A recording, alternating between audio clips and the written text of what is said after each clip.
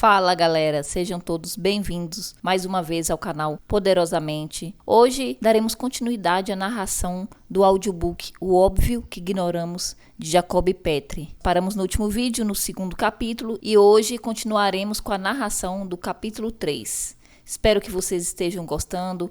Quem estiver gostando do conteúdo, comenta aqui se está gostando, se não está gostando, se tem algum livro específico que gostaria de ver aqui nesse canal. A gente está começando, mas a intenção é de trazer sempre conteúdo de qualidade para vocês. Bom, mas sem mais delongas, vamos lá ao capítulo 3. A lei da tripla convergência. Por que há tantas pessoas de sucesso insatisfeitas? Descubra como ter sucesso e felicidade ao mesmo tempo. Em fevereiro de 2006, a escritora americana Elizabeth Gilbert lançou um livro chamado Comer, Rezar e Amar. Elizabeth já havia escrito outros livros, mas nada parecido com esse. Assim que saiu da editora, Comer, Rezar, Amar se tornou um fenômeno de vendas. Nas primeiras semanas, ele passou a ocupar a lista dos mais vendidos do New York Times. Poucos meses depois, o sucesso se repetiu em dezenas de países, em todos os cantos do globo. Em 3 anos, Comer, Rezar, Amar vendeu 5 milhões de exemplares, foi traduzida em 26 idiomas e fez de Elizabeth uma das mulheres mais influentes do planeta. Elizabeth é bonita, alta, magra, loira, tem intensos olhos azuis e um sorriso largo e simpático. Ela hoje é uma mulher feliz, realizada, mas nem sempre foi assim. Aos 32 anos, Elizabeth parecia estar com a vida encaminhada. Era casada e vivia numa casa enorme num subúrbio de Nova York, além de ter um apartamento em Manhattan. Trabalhava numa prestigiosa revista e já era escritora e roteirista de sucesso. Ela e o marido decidiram então ter o primeiro filho. Tudo parecia perfeito, mas havia um problema. Ao invés de sentir-se feliz, Elizabeth estava insatisfeita, triste e muitas vezes entrava em pânico. Ela tinha um sentimento de que engravidar seria um erro e, pior, não queria mais estar casada, nem viver naquela casa enorme. Ao questionar-se sobre o motivo de tanta insatisfação, ela vacilava, ficava insegura, confusa. Como eu poderia ser tão imbecil a ponto de me envolver tão intensamente num casamento apenas para, em seguida, cair fora? Ela se questionava. Havíamos comprado essa casa há 1 ano. Eu não a queria desde o princípio? Eu não gostava dela? Então por que eu perambulava pelos seus corredores à noite choramingando? Eu não estava orgulhosa de tudo que havia acumulado? Eu havia participado ativamente de cada instante da criação daquela vida. Então por que sentia que nada daquilo combinava comigo?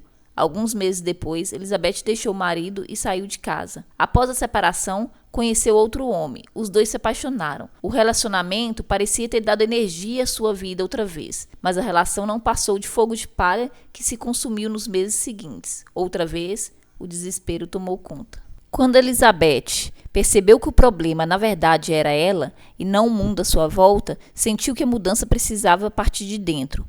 Alguma coisa lhe dizia que ela estava olhando o mundo pelo lado errado do telescópio. Estava absorta nas coisas que eu não queria e perdi o foco do que era mais importante, ela conta. Tive de admitir. Eu precisava de uma reviravolta que me devolvesse outra vez o comando da vida. Ela optou, a partir de profundas e dolorosas reflexões, por uma decisão inusitada. Largou tudo para viajar por 1 ano em busca de respostas para sua vida. Destino: Itália, Índia, Indonésia. O propósito da viagem era desvendar o prazer na Itália, a fé na Índia e o amor na Indonésia. Sem dinheiro, ela convenceu seu editor a custear a viagem. Em contrapartida, assumiria o compromisso de escrever um livro sobre a experiência. Comer, Rezar e Amar é um livro de memórias sobre essa viagem. Desde a publicação do livro, milhares de pessoas iniciaram uma romaria por esses países, seguindo os passos contados por Elizabeth. Certo dia, num bate-papo com leitores, uma fã quis saber como a autora se sentia pelo fato de as pessoas estarem percorrendo o roteiro que ela descreve no livro, em busca das respostas que ela obteve. Elizabeth sorriu. Seus lábios finos insinuaram um movimento, logo interceptado por outra ideia que se interpôs. Ela se deteve por um instante, depois respondeu. Recebi inúmeros e-mails pedindo informações sobre o roteiro que fiz enquanto escrevi o livro. Pessoas na Itália dizem que conseguiram encontrar quase todas as pizzarias que descrevo no livro. Pedem para que lhes dê informações precisas sobre os lugares que estive na Índia e na Indonésia. Ok, tudo isso é excelente e inspirador, mas a chave da questão não é que as pessoas sigam os passos da minha viagem. Sigam para os lugares onde fui. O ponto crucial é que as pessoas, assim como eu, façam a si mesmas perguntas que as levarão à sua jornada. Ela refletiu. Em seguida, ela explicou que, durante meses, andava às voltas com uma série de perguntas que culminaram nas suas decisões. O que é que eu realmente quero? Por que estou infeliz? O que, se eu fizesse, de fato mudaria minha vida? Por que estou onde estou? Para onde estou indo? O que estou fazendo dessa vida maravilhosa que me foi dada? Ela se perguntava. As respostas não vieram a Elizabeth num relâmpago. Foram 4 anos de sofrimento, desespero e muitas vezes de intensa solidão em que eu via me perguntando constantemente: se eu pudesse fazer alguma coisa, qualquer coisa, mas que me fizesse feliz, o que seria? Ela contou e depois explicou. Eu me estimulava a não limitar minha resposta com a suposta realidade que eu vivia. Elizabeth insistiu que tudo o que queria era descobrir o que era preciso para que se sentisse realizada, feliz. Primeiro, eu queria essa resposta. Depois pensaria no jeito de torná-la uma realidade. E isso fez com que eu fizesse essa viagem, ela disse. Em seguida, concluiu. Eu acho que essa é a pergunta que todos somos chamados a responder em determinado momento das nossas vidas. Qual é a missão que nos trouxe aqui? E o que está nos impedindo de realizá-la? Aos 15 anos, Elizabeth havia definido o que queria ser na vida. Ela queria ser uma escritora. Aos 30, ela percebeu que seu estilo de vida estava desviando do seu sonho. Ela se deu conta de que se encontrava numa encruzilhada, seguindo um trote improvisado a partir do que via à sua volta, ignorando o seu desejo mais profundo. Muitas vezes vivemos assim a vida inteira. Com medo da resposta, evitamos perguntas. Esse medo nos limita, nos aprisiona a definições irreais, que mascaram nossa insatisfação, mas que não nos satisfazem. Insatisfeitos, arrastamos essa carga falsa por todo lugar. Em outras palavras, relutamos em nos desfazer das coisas que construímos ao longo do tempo. A casa grande no subúrbio, o sonho de ter um filho em determinado ano, o cônjuge, a carreira que iniciamos, tudo com medo de enfrentar o novo. Enquanto vivemos no mundo de suposições e análises externas, não poderemos atingir respostas efetivas. Nossa incerteza sobre nós limita nossa curiosidade acerca do que somos capazes. Por isso, a solução dos nossos problemas deve partir de dentro. A história de Elizabeth é interessante porque é um exemplo prático do que falamos nos 2 primeiros capítulos do livro. Ou seja, enquanto ela seguia o trote normal das pessoas à sua volta, sentia-se insatisfeita e decepcionada. Sua vida parecia ter perdido o sentido. Mas quando ela se voltou para a busca do seu desejo interior, ocorreu uma mudança profunda, que deu um sentido novo à sua vida. Mas há outro ponto-chave. Elizabeth nos dá pistas claras de como construir essa busca interior. Esse é o objetivo desse capítulo: descobrir como construir um propósito que esteja alinhado com quem realmente somos. A teoria de David Ricardo. No início do século XIX, o economista inglês David Ricardo desenvolveu a base da teoria do livre comércio entre as nações. Essa teoria é fundamentada na ideia de que há uma única maneira de todos os países se beneficiarem das transações comerciais. E qual é essa maneira? Que cada país se especialize no produto onde detém maior vantagem em comparação aos outros. Como exemplo, David Ricardo afirma que em Portugal é possível produzir vinho e tecidos com menos trabalho do que na Inglaterra. No entanto, o custo relativo de produzir tecido na Inglaterra é menor do que em Portugal. Ou seja, a Inglaterra tem um custo maior para produzir vinho e um custo apenas moderado para produzir tecidos. Portugal, por sua vez, tem facilidades para produzir ambos, mas, mesmo que seja mais barato produzir tecidos em Portugal, ainda seria melhor para o país produzir vinho, gerar excedente de produção e comprar tecidos fabricados pelos ingleses. Nesse caso, diz David Ricardo, a Inglaterra se beneficiaria desse comércio, pois seu custo de produzir tecidos permaneceria o mesmo, mas obteria vinho a custos menores do que antes. Portugal também se beneficiaria na especialização em vinho e obteria ganhos de comércio. Em outras palavras, David Ricardo sugere que cada país se concentra em um nicho de mercado baseado na sua vantagem comparativa em relação a outros países, beneficiando-se dessa forma em setores nos quais é mais eficiente e comercializando esses produtos com outros países. David Ricardo chamou essa teoria de o príncipe das vantagens comparativas. Faça uma ginástica mental e traga esse conceito para a nossa realidade individual. Imagine um mundo onde cada pessoa tem a oportunidade plena de desenvolver seu talento ao máximo. Suponha, por exemplo, que seu talento fosse a pintura e que você tivesse à disposição tudo o que é necessário para desenvolver esse talento. Nesse caso, o seu propósito ao longo da vida seria aprimorar essa habilidade com conhecimento, técnicas e prática. Agora imagine que isso se repetisse com todas as pessoas em todas as áreas. Cada pessoa desenvolvesse o melhor que há em si e oferecesse o que produz para a troca. Será que esse princípio não alteraria a história da humanidade? De acordo com a teoria de David Ricardo, cada país seria beneficiado caso se especializasse no produto onde detém maior vantagem comparativa. Isso melhoraria a situação de todos os países envolvidos nas trocas internacionais. Se da mesma forma cada pessoa desenvolvesse suas capacidades, se especializasse na área onde está seu talento natural, o mundo todo não se beneficiaria? E por que não é assim? O problema está na maneira como fazemos escolhas mais importantes da nossa vida. Na hora de definir nosso propósito, ao invés de olhar para nossos talentos e ver onde estão nossas vantagens individuais, cometemos o erro de olhar para as circunstâncias externas. Observamos o que os outros estão fazendo, quais os resultados que eles estão obtendo e fazemos nossas escolhas a partir dessa análise. Ou seja, ao invés de usar o princípio da vantagem comparativa, usamos outro princípio, o da análise comparativa. Enquanto que o princípio da vantagem comparativa, seguimos nosso talento natural para definir nosso propósito, no princípio da análise comparativa, traçamos nosso caminho a partir da análise de fatores externos, alheios a nosso talento. Agindo dessa forma, ignoramos nossas vantagens pessoais e seguimos um caminho completamente estranho ao nosso talento. Anos depois, perguntamos-nos por que não deu certo. Por que as coisas são tão complicadas? O sucesso nunca é resultado de fatores externos. Quando fazemos nossas escolhas observando qual tipo de mercado que está em alta ou o que deu certo para os outros, é como se quiséssemos ir para uma determinada cidade usando o mapa de uma cidade distinta, só porque a outra pessoa chegou onde queria com esse mesmo mapa. Não percebemos que as cidades são distintas e que, numa cidade diferente, por isso, nunca chegaremos ao local desejado. Observe o caso das pessoas seguindo o caminho trilhado por Elizabeth Gilbert em busca de soluções para seus problemas, só porque ela encontrou resposta para os dela. Essas pessoas nunca obterão o mesmo resultado que Elizabeth. Por um motivo muito simples, as perguntas não são as mesmas. O problema é que, muitas vezes, caímos na armadilha do princípio da análise comparativa sem saber. A influência que nos torna ignorantes. Parte 1. Se as respostas para nossas perguntas estão dentro de nós, deixar-se influenciar por pessoas e fatores externos pode ser fatal para o sucesso e a felicidade na vida. Você já se perguntou até onde a influência de outras pessoas é responsável pelas suas escolhas mais importantes?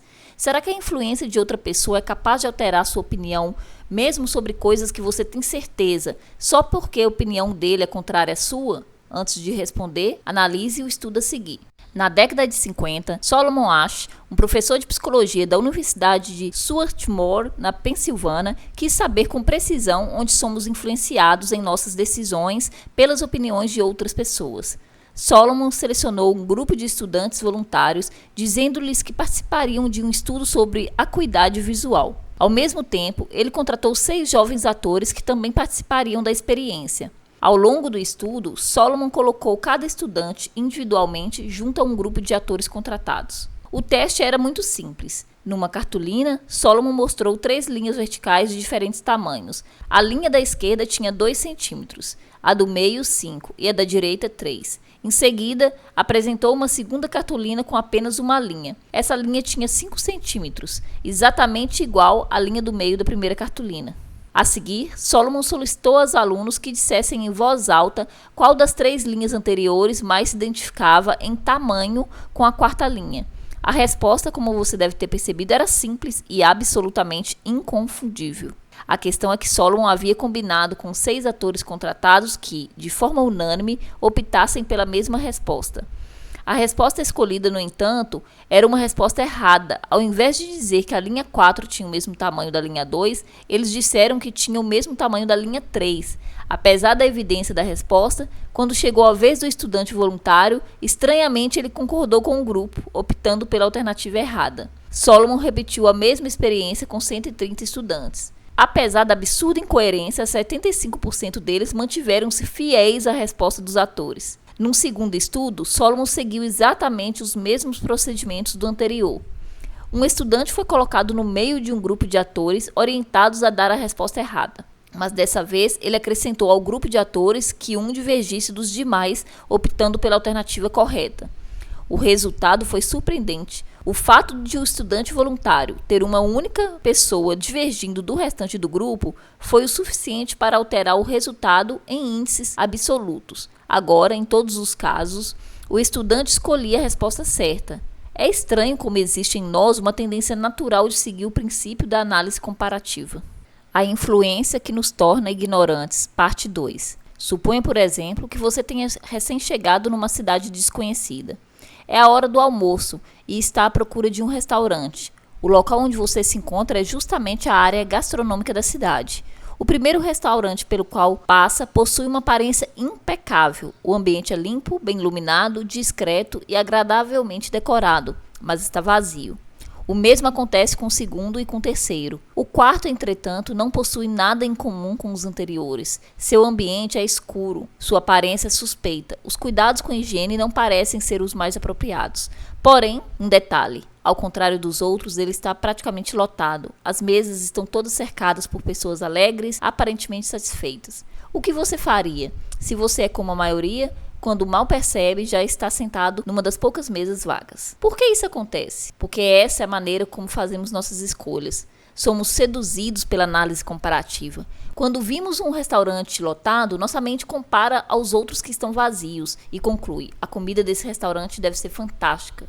Na maioria dos casos como esse, a análise comparativa parece um padrão natural. Nós a usamos diariamente para fazer escolhas. Como no exemplo acima, deduzimos que, se as pessoas escolhem um restaurante evitando outro, aquele que elas escolheram deve ser o melhor. Mas nem sempre é assim. Imagine, por exemplo, que seu prato preferido seja filé de peixe com salada de alface. Ao avaliar o cardápio do restaurante lotado, você descobre que a casa só oferece bife com fritas.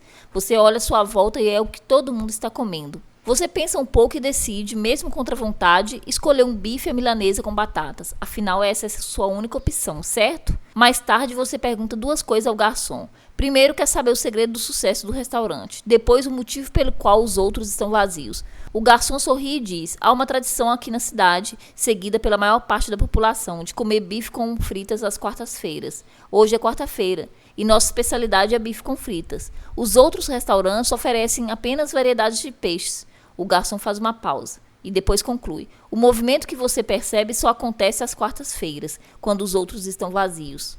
No restante da semana, os outros estão lotados e o nosso vazio. Você deixa o restaurante desolado, insatisfeito e dizendo a si mesmo como pode ter sido tão estúpido e não ter se informado antes.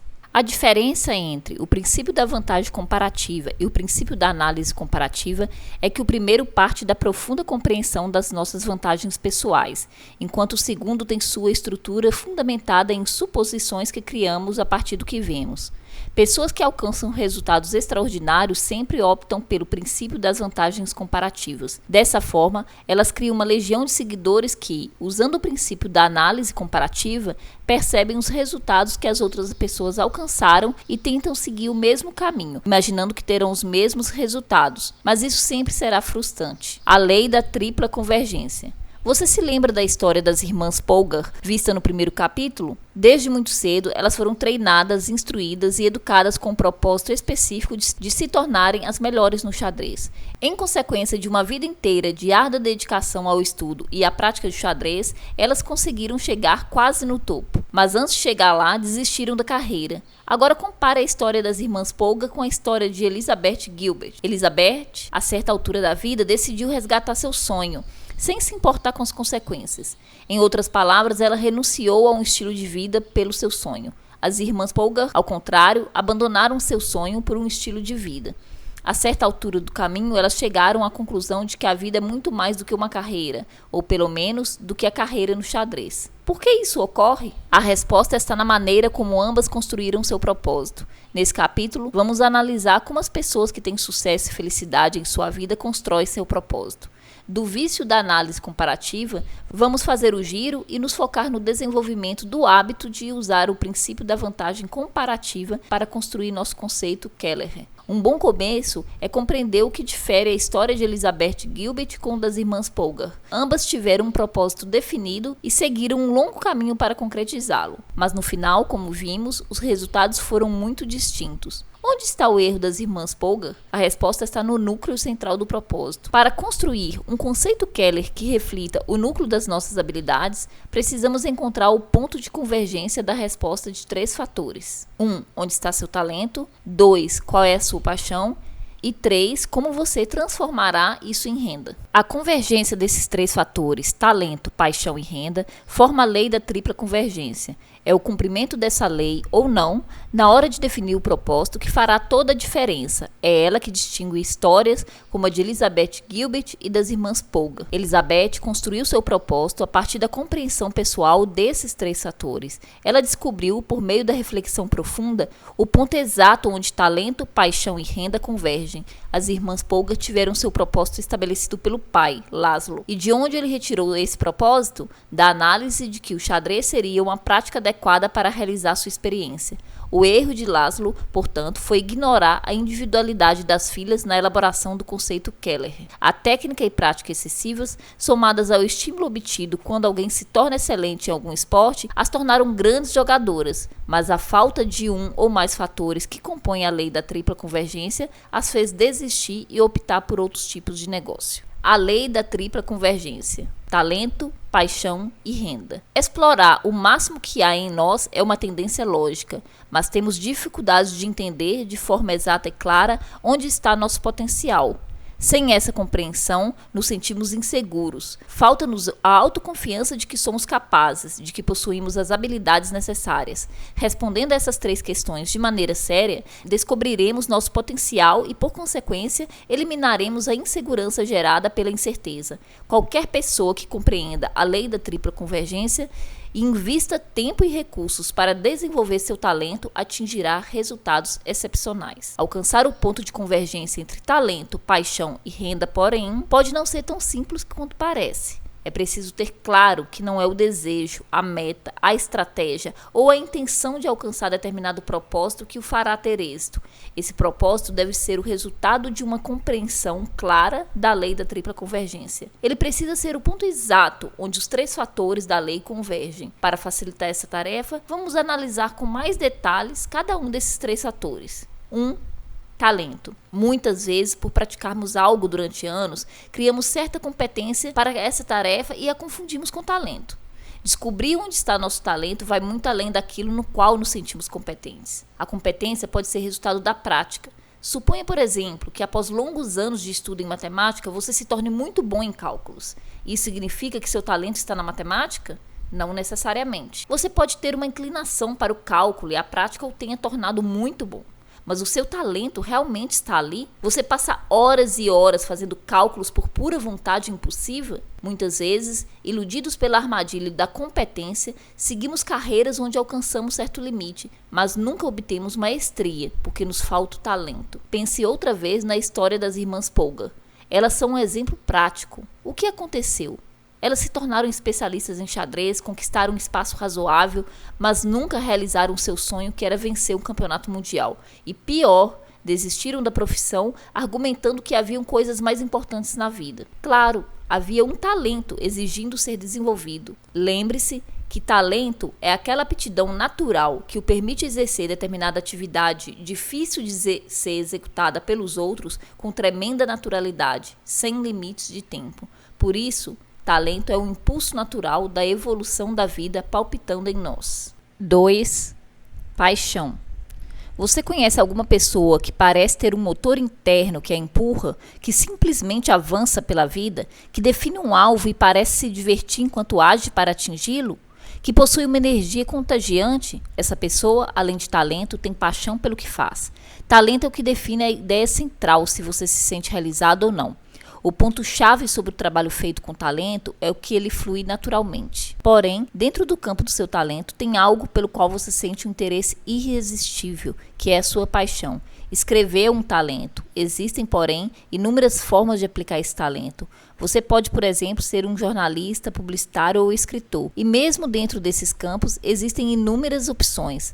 Para responder à segunda questão da lei da tripla convergência, você precisa definir entre essas opções aquela pela qual você possui verdadeira paixão. Há uma maneira muito simples de saber se você está atuando no campo da sua paixão. Se você se perde no tempo enquanto trabalha, se não vê problema em chegar cedo ao trabalho e sair mais tarde, se está tendo prazer no que faz. O escritor John Irving, por exemplo, confessou certa vez que escrevia 12 horas diárias durante inúmeros dias consecutivos. Questionado sobre o que fazia trabalhar por tanto tempo, ele disse: "O fato implícito é o amor. A razão pela qual consigo trabalhar tão duro é que escrever não parece trabalho para mim." Irving, além de talento, tinha amor ou paixão pelo seu trabalho. Pessoas que são apaixonadas pelo que fazem constantemente perseguem suas prioridades. Eles procuram com extrema tenacidade as coisas que faltam para atingir seus objetivos e, assim que as encontram, imediatamente as enfrentam e as dominam, seguindo adiante. Mas é preciso ter cuidado. A resposta à segunda questão não se estrutura sobre aquilo que estimula sua paixão, mas aquilo pelo qual você é tão apaixonado que o faria sem nenhuma outra recompensa, a não ser o simples prazer de fazê-lo.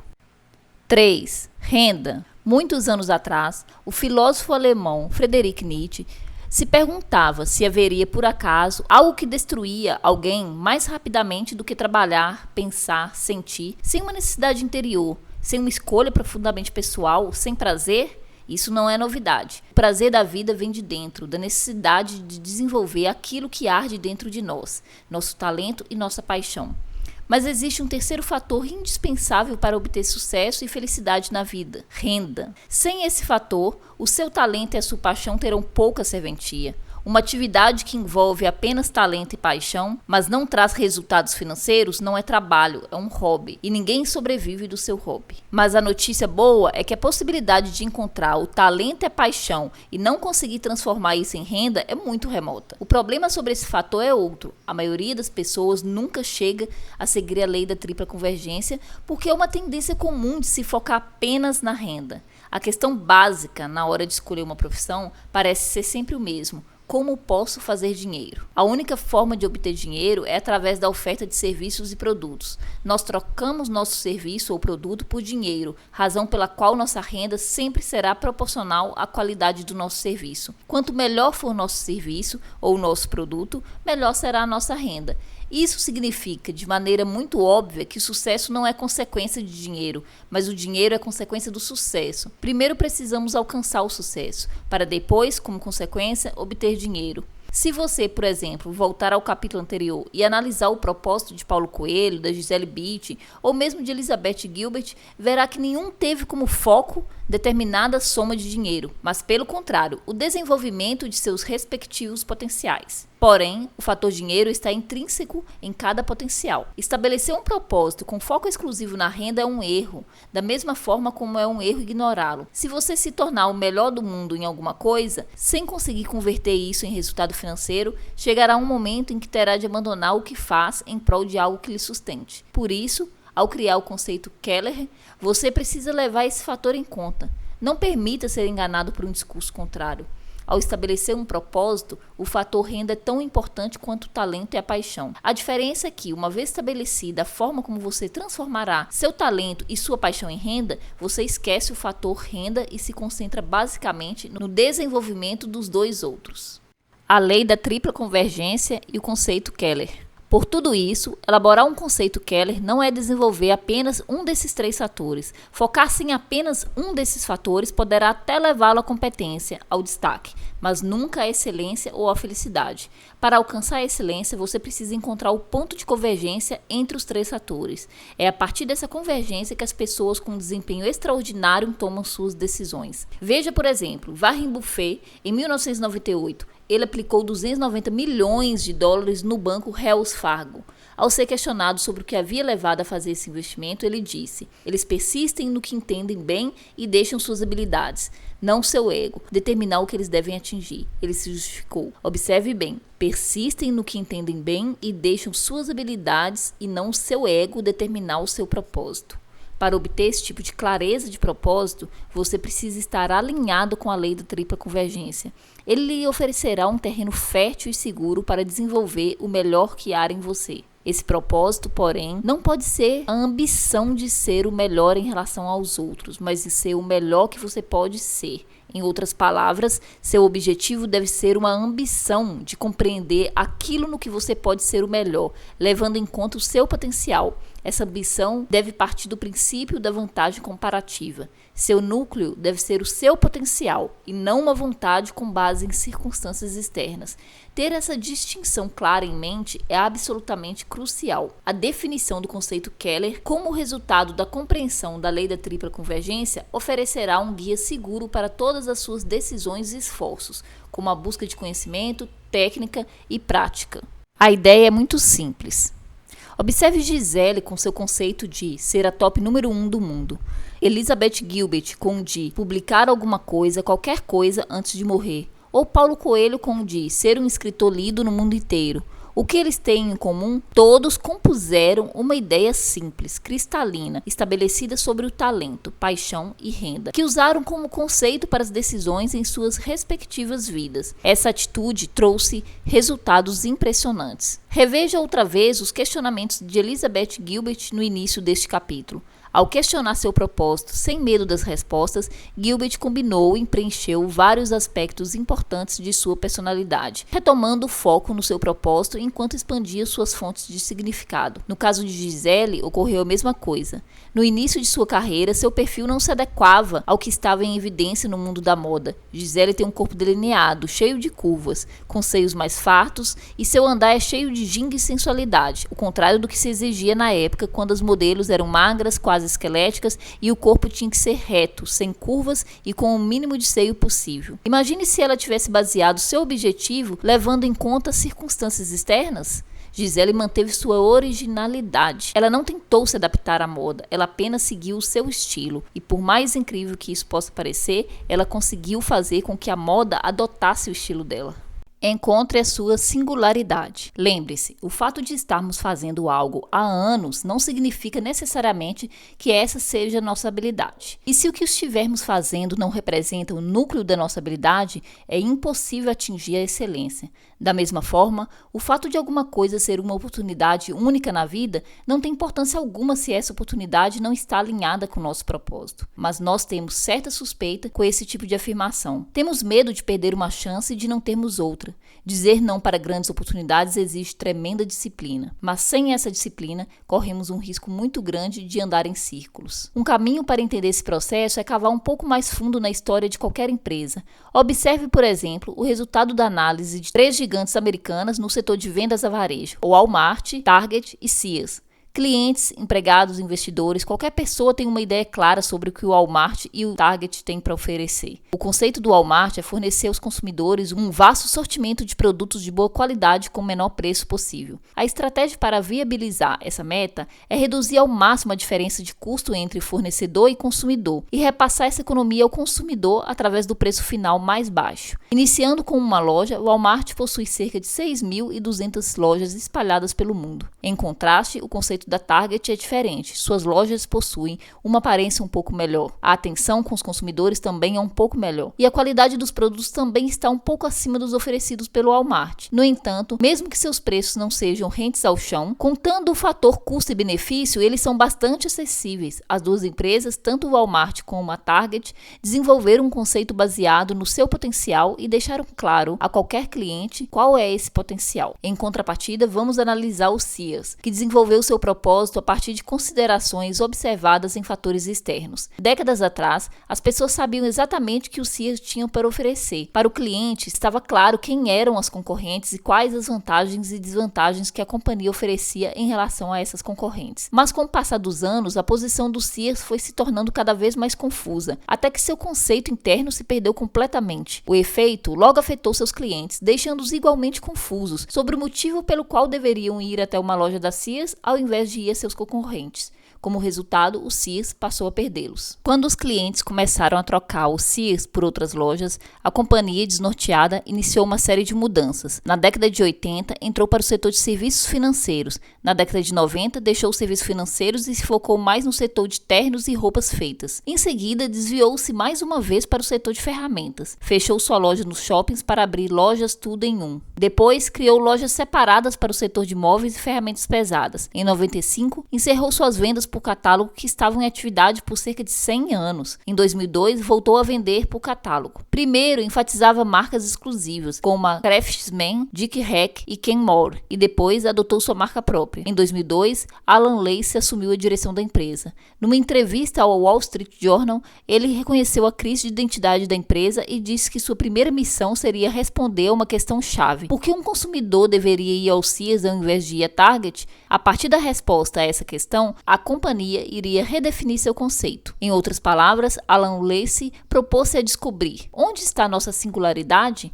Para responder a essa questão, a empresa teve de olhar outra vez para dentro de si e definir um propósito novo que partisse do seu potencial. Olhando isso sob outro prisma, a pergunta que Alan Lacy propôs ao Sears, todos nós temos que colocar diante de nós e tentar responder. O que, por exemplo, você tem a oferecer? Por que sua oferta é melhor do que as outras opções disponíveis na concorrência? E como você poderá se especializar profissionalmente nesse setor? A resposta a essas perguntas nos levará, inevitavelmente, ao núcleo do nosso propósito, e se respondidas com humildade, certamente estarão embasadas na convergência do seu talento, paixão e renda. Se você possui um escritório de advocacia, por exemplo, deve ter claro qual motivo que fará o cliente procurar seus serviços e não os da concorrência. Se você tem um salão de beleza, o que você oferece ao consumidor que lhe diferencia dos outros salões não é questão de ser melhor ou pior, mas de ter algo além, diferente, que lhe distinga da maioria. E essa distinção precisa estar no plano criativo e não no competitivo. O que isso quer dizer? Você precisa buscar essa distinção dentro de você, desenvolver o seu potencial e não tentar imitar o sucesso dos outros. Se essa diferença estiver fundamentada sobre seu talento, você o fará com paixão e o sucesso financeiro será praticamente inevitável. O processo como parte do resultado. Desenvolver a lei da tripla convergência, porém, pode ser um processo demorado, e poucos exemplos talvez sejam mais evidentes da lentidão desse processo do que a trajetória da própria Gisele Bündchen. Observe a carreira dela. Primeiro ela venceu a etapa em Porto Alegre, depois ficou em segundo na etapa nacional em São Paulo, o que a levou para a final mundial em Ibiza, na Espanha, onde ela ficou entre as 10 melhores do mundo. Mas e daí? Tudo o que ela tinha a essa altura era suspeita do talento. Os resultados excelentes nesses concursos deram a ela fortes indícios de que essa era uma das suas habilidades. Ela teve essas primeiras constatações em outubro de 94. A revelação mais significativa, porém, só aconteceu em 98, 4 anos depois, quando venceu o prêmio Fitoervas Fashion de melhor modelo. Durante esses 4 anos, houve muito trabalho e pouco reconhecimento. Ela foi muito recusada, demorou a emplacar, diz Mônica Monteiro, ex-agente da modelo. O que isso nos diz? Gisele não nasceu top número 1, ela se tornou top número 1. Mônica conta que, no início da carreira, Gisele não era a modelo perfeita para o mercado em voga na época. Ela rebolava e mexia os ombros, diz. Tentei corrigir essa mania dela, porque era uma época em que todas as garotas obedeciam à regra de andar sem movimento, mas por mais que tentasse, ela não conseguia, confessa Mônica. A primeira vez que Gisele apareceu numa capa internacional foi em março de 98. A partir de então, o seu visual começou a roubar o espaço do estilo anoréxico em alta na época. A afirmação definitiva veio um ano depois, em 99, quando ela emplacou de uma só vez todas as capas e editoriais mais importantes do mundo fashion. Gisele desembancou de vez o visual antigo e impôs o estilo à la Bündchen. Já se iam 5 anos de muito trabalho. Perceba que, entre 94 e 98, Gisele obteve poucos resultados públicos. Um ano depois, porém, ela havia conquistado o mundo. É importante perceber que, ao longo desse processo, Gisele não concentrou esforços para se adaptar ao mundo da moda. Ela não competiu com ninguém. O que ela fez ao longo desses anos foi desenvolver o melhor que tinha dentro de si, e o mundo da moda se adaptou a ela. Síntese. Até aqui falamos sobre conceitos indispensáveis para ter sucesso e felicidade na vida. Vimos como as pessoas de sucesso descobrem seu talento, investem nele, como elas desenvolvem uma visão clara sobre o que querem e, acima de tudo, sobre quem elas são. Por conhecerem-se a si próprias, elas têm consciência e clareza das suas convicções. Assim como Elizabeth Gilbert, elas assumem um postulado com seu propósito e constantemente buscam alinhar foco e propósito. Mas, ao partir para a prática, como isso funciona? Bom, pessoal, e aqui encerramos o 3º capítulo do livro O Óbvio que Ignoramos, de Jacob Petri. Acompanhe nosso conteúdo, se inscrevam no canal, ativem as notificações para ficar por dentro de todos os vídeos. Toda semana vou trazer conteúdos novos aqui para vocês. E não esquece de deixar nos comentários se está gostando do canal, qual o tipo de conteúdo que você quer ver aqui, se tem algum livro específico que você quer que a gente narre aqui ou faça um resumo, também pode deixar aqui nos comentários. Um abraço!